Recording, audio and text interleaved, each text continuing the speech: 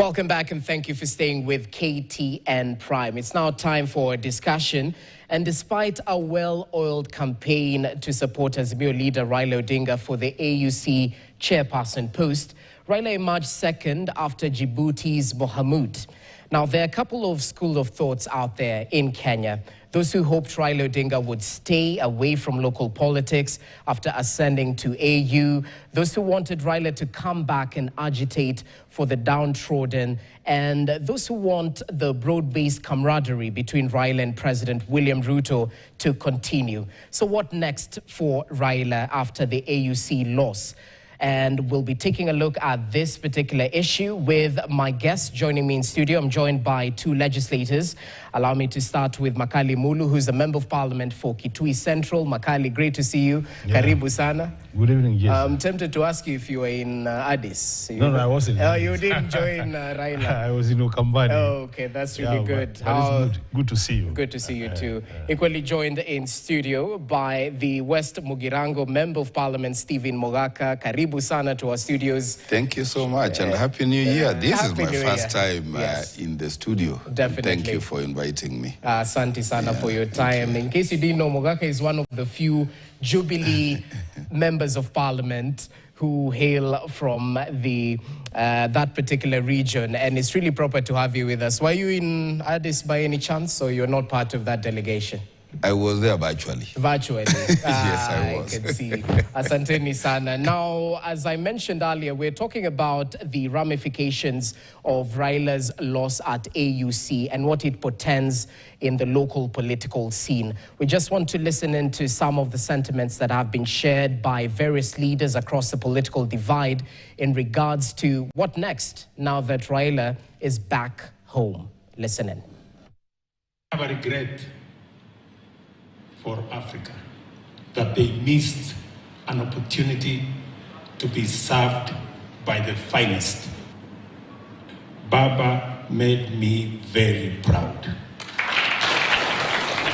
He was the best candidate that we could put forward. He was available. Whenever I booked an appointment, he was there. Whenever he had to travel, he was there. Whenever it was early morning or late evening, he was present. And he was there all the way. You know, a lot of blame games that are going to be played. People are going to say, oh, Ruto just wanted to humiliate Baba. It was not genuine in saying that he was supporting him and so on and so forth. But you know, I made the decision myself and announced that I wanted to run for this position myself. Ruto only came and said he was going to support me. As I say, other factors have come into play. And those factors are going to come out and it will be known. So we are here where we are, but let us not regret. It's time for lamentation. We were very hopeful for a win because we knew the kind of candidate that we had presented to Africa. We knew that Africa would have benefited immensely from Prime Minister Raila's experience, wisdom, and so many things that he's resolute about in his public life. However, we have come to accept that sometimes elections don't go the way that we had wished them to do. But as a country and as a leadership, we are extremely proud of the journey that he walked. He gave a great account of himself, and every patriotic Kenyan is extremely proud of our Prime Minister. We know that he gave it his best, only that others thought differently from what we had thought as a country, as a region, and those who saw his strength. We particularly appreciate all the countries that stood with us in this journey, those that believed in this shared vision of a prosperous and thriving Africa. We also, as true Democrats, appreciate those that saw it differently, and we believe in a united and a stronger Africa. We believe that the Prime Minister cannot be short of things to do, given his age-old experience and passion for a better Kenya. So we welcome him home with so much pride, exuberance. We urge all Kenyans to celebrate and grant him a rousing home a rousing welcome as he returns back home. We want to say we are very proud of His Excellency Honorable Raila Amolo Odinga for the effort he put and for coming on very strong for this position. Even though it didn't go in the way that we had intended, we are still very proud of Baba. And we know that Baba still has a lot to offer in Africa and beyond. And so we just say congratulations, Baba. And to all those who supported, I just want to say, thank you very much. We want to say thank you very much. There are many people who use their own resources to come all the way here. People came in buses, people came by air, people came by all means. People pulled cars together to come. We just want to say thank you. And Baba is extremely... Moja wetu kuongoza bara la Afrika, lakini hatukufanikiwa. I just want to thank our president, I want to thank our former prime minister, and those who supported our candidate. And even if we did not succeed, I think we came out strongly because we got the support of over 20 African nations, 20 African presidents, more than 20 actually voted for our candidate. Hata kama siku yetu haikufika jana, our day will come in future. We just want to ask that the president and the former prime minister and all the leaders will continue working together to build the unity of Kenya, secure peace and stability for our country, the same way we were working together in that project, even if we didn't succeed. Jambo hili tusifurahie liko na aibu, limeleta aibu kwa sura ya nchi ya Kenya. And I place the blame squarely on Mheshimiwa William Samoei Arap Ruto, who was a chief campaigner. Alikuwa na nia yake nyingine pengine kwamba akimsukuma Raila basi atakuwa na easier time. Okay, an array of sentiments shared by political leaders in the country. And Mugaka, I'd like to begin with you because I just want your personal reflection on the AUC election aftermath. How did Kenya lose this seat? In a game of numbers, how did Raila Odinga become the second, yet there was so much confidence being exuded by the campaign team, by legislators across the political divide? Did we bite more than we could chew? Quite not. And I just want to be proud of my country for putting up a spirited fight to chair the AUC. And if you asked me, our campaign team did what was humanly possible. And usually, the first reaction, the first impression is usually the correct impression. And when the round one voting went around, the Right Honorable Prime Minister came top. And that was the true gut feeling of the continent. And what played thereafter is, of course, the usual diplomatic deal cutting, the usual diplomatic interest waiting that played on and hosted what was originally the correct first impression of our candidate as a country. And therefore, I do not think that Kenya as a country lost, because this is the second time we are presenting a very formidable candidate. We did it last time through Ambassador Amina Mohammed. And what plays out to me is that our neighbors in Africa are a bit fidgety about a serious country like Kenya.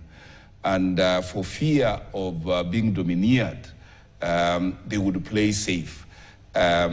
Losing to Djibouti, Kenya, is really not a loss because it was really a deferred election.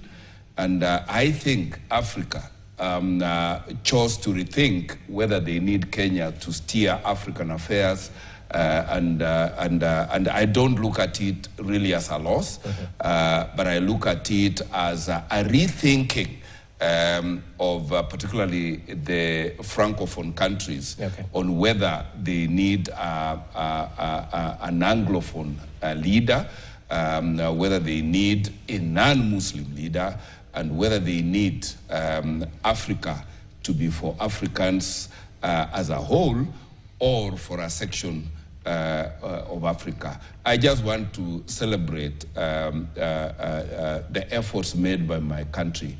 And we made a point. We lost the battle, but we won the position in Africa that we made a statement that if you need serious leadership, you can only find it in Kenya.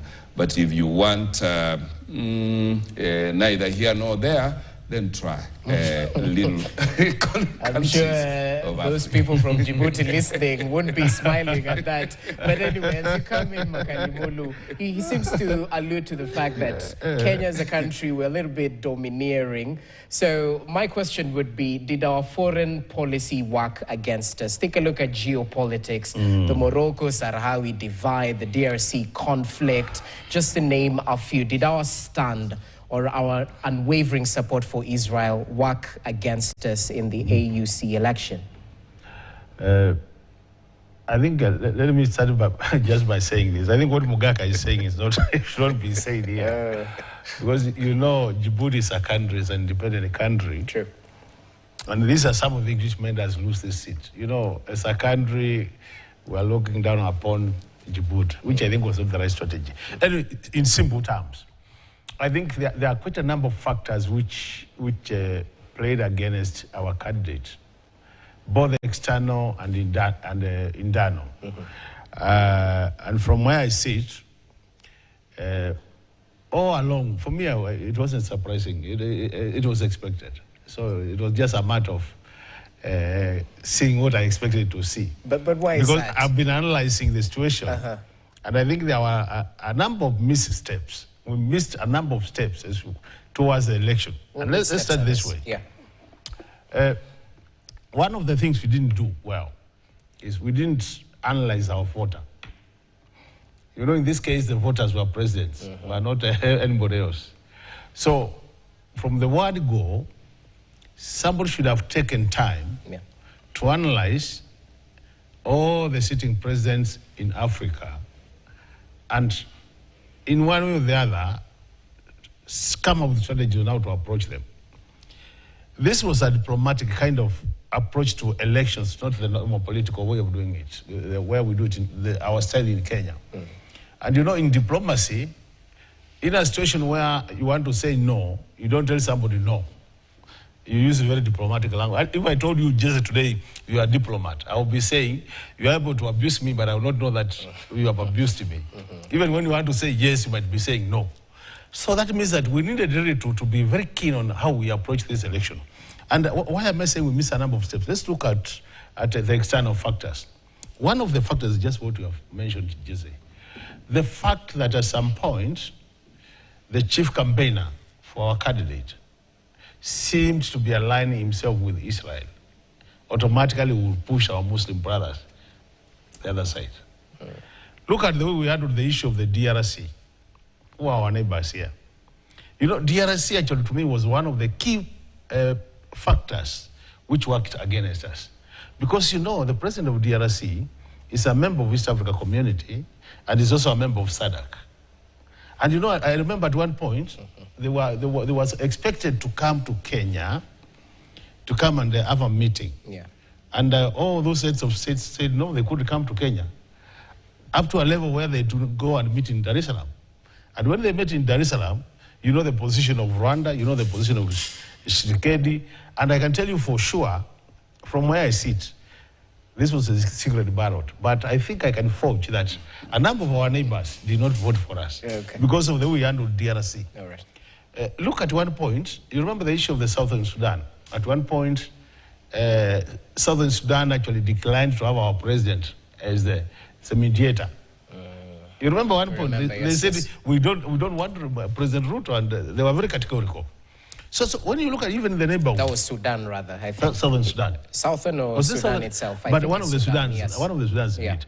So when you look at this, the thing is, the chief campaigner for our candidate had a lot of issues, but in terms of geopolitics. And so when you have such a chief campaigner, what happens? You are likely not to get it right.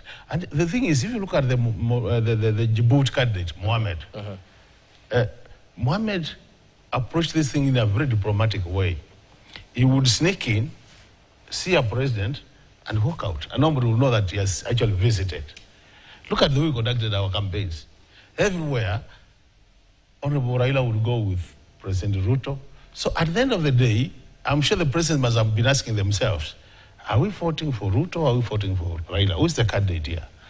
And that is because if you remember at some point, Raila was Uhuru's candidate. We lost it. And I was part of that. Now, here again, he comes and becomes Ruto's candidate. So to me, I think what was critical was he should have come out as the candidate himself. You remember when Museveni was here for some function I think was it in Siaya, where he said he was seated in his state house, and he saw a young man who came in, shook his hand, and said, I'm from Djibouti and would want you to support me for AUC chairperson. So Museveni, you know that Urubara about coming, very many people was not there. So I think the way we conducted ourselves. All right. Now, let's come to internal issues. Okay. We forgot one basic thing, that this was not the normal Kenyan politics. Look at our colleagues who accompanied Raila to Addis Ababa. The number. And when they go there, then they start celebrating, even before the vote is cast, you know? Yeah. And then there was even a talk, someone saying, now Raila will win this thing and become the president of presidents. Imagine if you are a voter and you are being told, when this guy assumes the office, he's going to become our president. Yeah. So you see that upping up of the issue. So the way I look at it is that there are a few things we didn't get them right. And I think really we need to accept that we've lost this thing and then discuss how do we then move to the future. Okay. But just I think there's an important point here. Since this is not the last time we are going to have these international positions, we lost with Amina Mohamed. We have now lost with Honorable Raila. I think as a country, it's time we reflected, sat down and evaluated the process. Could we be doing this thing not the right way? And if we are to get it right, then what do we need to do so that we start doing these things in the right way? I think we need to pick the lessons learned as we move to the future. Otherwise, we'll never enjoy these international, positions like the other countries are enjoying. So that would be my input into it. Okay. But that is now water under the bridge. Baba should come home, and then we can now analyze the options. I'm sure he's already home, and we'll get to the options right now. Mogaka, if you don't learn from the past, you're bound to repeat it. That's what they say. They say so. But allow me rebut what Dr. Makaumulu has said. If you want to blame the DRC Congo for our failure, it was not there during Amina's time. If you want to blame our neighbors for not supporting Baba this time round, it again happened with Amina, so that cannot be a factor. And the true reflection of this election was that the initial voting brought up Baba as the top candidate.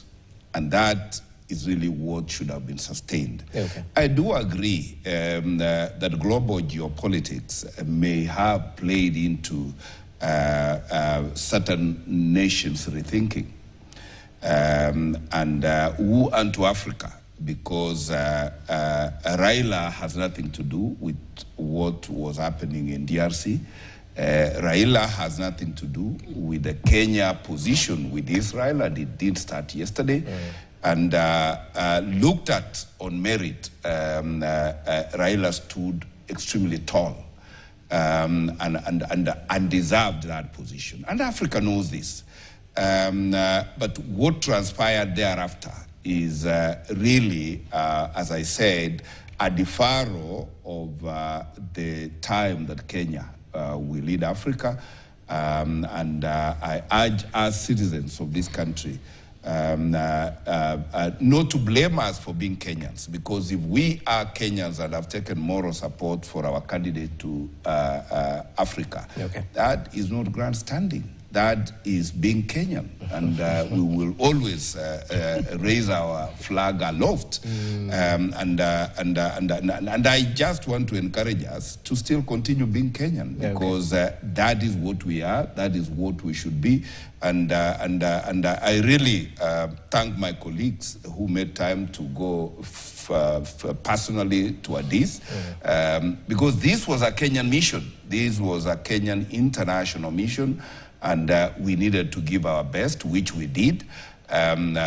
Whatever the outcome, I know that as a country we made a statement, and let's wait and see. We wish Djibouti all the best in leading Africa, and I know as a country we will support AUC as always, but that does not mean that we did not live to fight another day. Okay, so you don't think of 100 MPs going to Addis was an overkill, a case of misplaced priorities? It's just supporting our own, yeah? I'm surprised. When Team Kenya is fighting for the country, whether it is in athletics, whether it is in football, whether it is for AU position, it is only a patriotic act for one to spend their resources to go and support Team Kenya. And that is the reason that's why got it is hats off for those patriots who went to stood for Team Kenya.